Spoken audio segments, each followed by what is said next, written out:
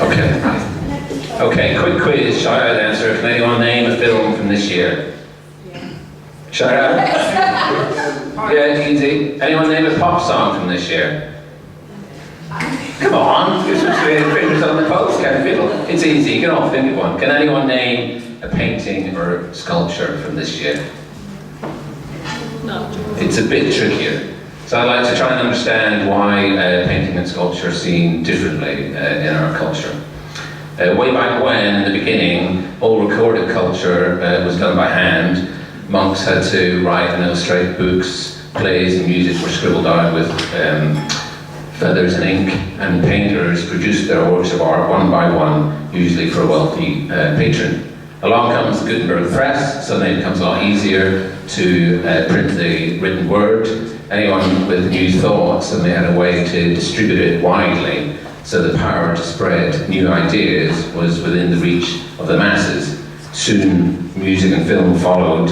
Artists who previously had to perform to people who were within earshot of them were now able to broadcast their voice throughout the entire world, and culture entered the age of mass media. The effect of this was that the cultural gatekeepers found their powers greatly reduced as the unwashed masses grabbed the mic. Nowadays, literally anybody can publish and be damned.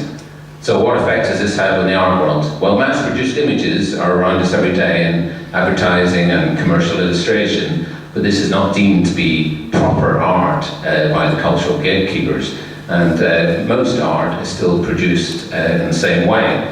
A tortured artist struggles to produce a work of art which is unique, and some of its value comes from this uniqueness. And if we want to see it, we have to physically travel to go and see that work of art. This strikes me as odd. Can you imagine if somebody wrote a song and you bought it, you could, in theory, be the only person in the world who gets to listen to that song. Or if you want to share it, you have to physically lend a copy of that song to another person. Now, we can understand why something like a guitar that was once played by Elvis Presley or a pen produced by Hemingway has a certain value. These objects fascinate us because they connect us directly to a great artist. But in the art world, the product and the relic are one and the same. And because we're encouraged to get excited about art as a thing rather than the ideas and emotions connected with it, this seals us off from it a bit. And so the decision as to whether a work of art is great or not is not made by us. It was made by a select band of critics, galleries and collectors like Charles Saatchi. So this makes it hard for us to relate to art. Art is presented to us as a fait accompli. A great work of art is displayed in a museum, and we are invited to come and get a brief glimpse of it, to bathe in its magnificence and genuflect before it. So, what can be done to get rid of the shackles of this highbrow reverence from the world of art? What can we do to liven up this moribund world? Well, I have a little suggestion. Ladies and gentlemen, I'd like to present the art chart. What's the art chart, you ask? I don't really know yet. How would the art chart work? Not figuring that out either. So how's this idea going to improve things? Well, let me bloody talk for a minute, I'll tell you. We all remember that experience of a Sunday afternoon hearing UK Top 40 revealed to us single by single. We'd find out who the new movers and shakers were, and whether our heroes were doing well or not. But it didn't define for us what was good or bad. Often I would spend much more time arguing with my friends about the bad songs that were doing well, rather than about the good songs that were doing badly.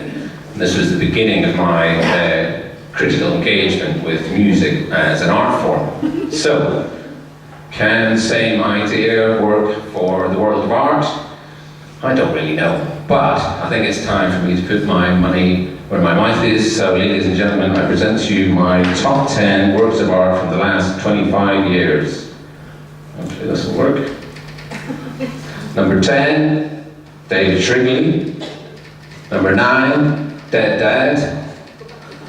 Number 7, Our Virgin Mary. Number 6, House by Rachel Whiteread. Number 6, Concert for Anarchy. And number 5, Spider by Louise Bourgeois. Number 4, The Twig Circle. 3, forgot my name. 2, Angel in the North. And number 1, a very long Bigger Trees Near Water. Thank you very much for listening to me.